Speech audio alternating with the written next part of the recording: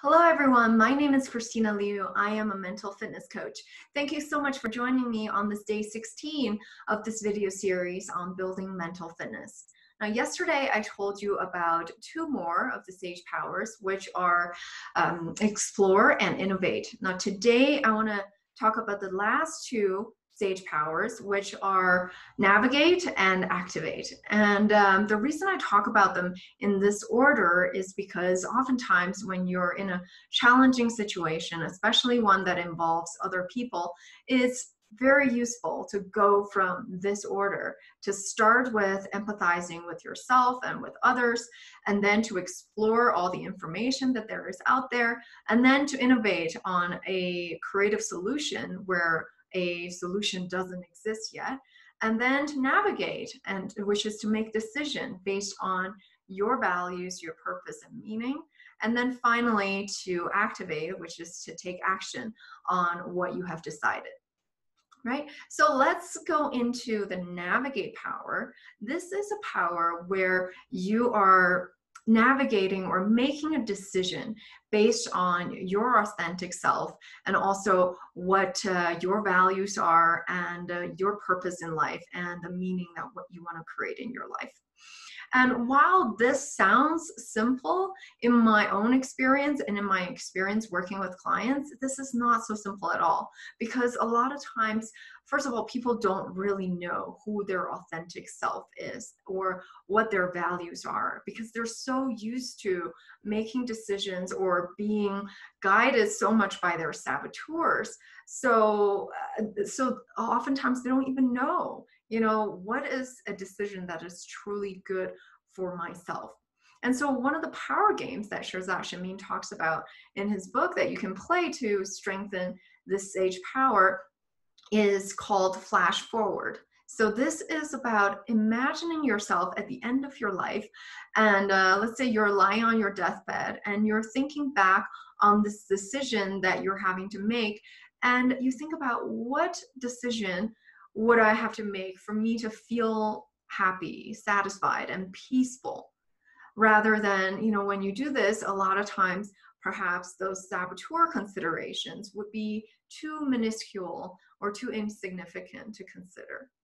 And so I'll just give you an example in my own life, So I was living my life for a long time guided by the saboteurs. Of course, my sage was there, but oftentimes they were masked by the voices of the saboteurs, like you have to do this thing, lead this conventional life, get a good education, get a good job, get well paid, all of these things that even though there's a lot of truth in that, but a lot of it was, I don't know if I really considered whether this is something that I really want. And then several years ago, I came to this crossroad where I was considering, is this job really, this corporate life, something that I want to do for the rest of my life? Even though I had a good experience, I was working with great people, but there was part of me that wasn't sure if this was truly aligned with who I am and also what is the purpose and meaning of my life. And so that triggered me to go on this intense journey to discover myself. And as I mentioned, I did a lot of things from reading to meditation to, even getting a doctor of psychology degree to getting coached. But ultimately, what was the most useful was when I was getting coached, doing my coaching training and also getting coached myself. That was when I started confronting my saboteurs. And I realized a lot of these voices in my head were coming from the saboteurs, and I almost felt like there was this fight between my inner sage, which was wanting to be more carefree and more adventure and really seek meaning, with the saboteur that wanted more security, that wanted more certainty that I would be okay. And so, but finally, I made the decision to leave my corporate job and to travel the world for a year. It wasn't an easy decision. It took many months, took a lot of fighting between the saboteurs and the sage. But ultimately, I asked myself, if I didn't do this traveling and pursue a new career in coaching, would I always wonder what would have happened if I did? And my answer was yes. like, that I would regret if I didn't pursue this. And so I didn't want to have any regrets. So I basically tamed my saboteurs and made the decision, really scary decision, to leave this really good, secure, and well-paid job to pursue something on my own, and to satisfy this inner sage, the value that I had of courage, of love, of adventure, of learning, of creating impact in people's lives in a more direct way. And so that's, there it is the navigate power. And if you're kind of struggling with a decision in your life that you don't see an obvious solution, maybe you can use this power game to see, how, imagine yourself, at the end of your life. What kind of decision would you have wanted to make that would be aligned with your inner North Star, with who you truly are and what your values are. All right. And, I mentioned a lot of times this is not so easy for people, because a lot of times people don't know who they are or what are the most important values that they have. And that's a lot of the work that I do with my clients, is to help them to get in touch with who they really are and what their values really are. All right, so then I'm gonna move on to the activate power. This is after you've made a decision that is aligned with who you are and what your values are. This is about taking action or executing on that decision with a clear head and with laser focus. And the power game that you can play here is by preempting your saboteurs. Because why this is important, because oftentimes when we're about to take action, these saboteurs can come in and really sabotage you from something that you knew this is the right thing to do, but then you just can't move forward, right? So depending on which saboteurs you have, the thoughts and what could hinder you are different. So for example, I have a pretty high or strong hypervigilant saboteur.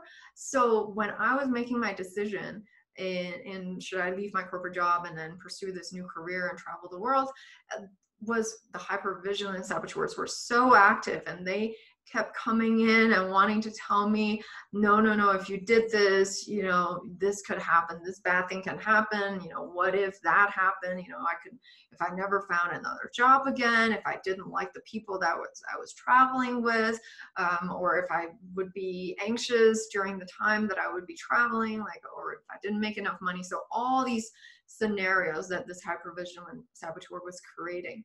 So what was helpful was to preempt that these might come up, and then remind yourself, hey, you've got this really strong sage that even if these bad things happen, you have a way to deal with them. All right, so that was extremely helpful for me. So depending on what saboteurs you have, let's say you have a really strong pleaser saboteur, and you've made a decision to do something that would serve you, that's aligned with your values. And then as you're about to take this action, you realize, well, if I did this, I wouldn't please these other people, but pleasing other people is really important for me. And then, so I'm just not going to do this. Well, if you can anticipate that this might happen, then you can say to yourself, okay, I know that this might happen. What's my plan of action when this does happen? Maybe it's about reminding yourself what is truly important. Maybe it's writing some things down, like, why am I making this decision? So when the saboteurs come up, I'm not going to give in to their voices, because what they say is actually a lie. And what I've already decided based on my sage, that is the truth, right? So this is just an example of how you could preempt your saboteurs before you take action, so that you allow your sage to come out and take this action with a clear head and with laser focus. And some of the objections that people have when they hear this positive intelligence theory is that, oh, it's maybe too soft, it's all about kind of this zen and meditation, like sitting there not doing anything. But that's absolutely not true, right? With this activate power, this is all about taking action, using that clear head laser focus, almost like a Jedi in war, and really being very focused once you've made a decision to go and do something. All right, so I'll stop here, and this concludes the sage powers that we've been talking about.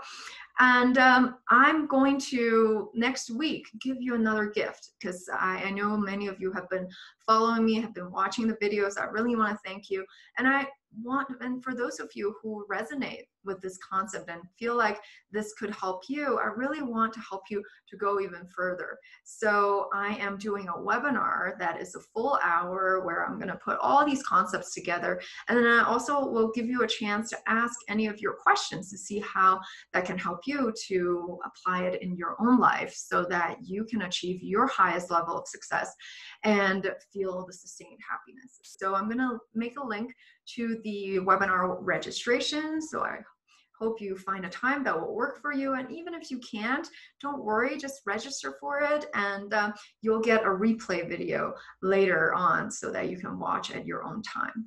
All right, so thank you so much for watching, and I will still have a couple more videos for tomorrow and the day after where I talk about the application of this system into different aspects of your life. So I really hope that you join me and go and register for that webinar for next week. All right, thank you so much again for joining me, and please share with me your thoughts, your comments and questions, and I hope to see you tomorrow. Thanks so much. Take care.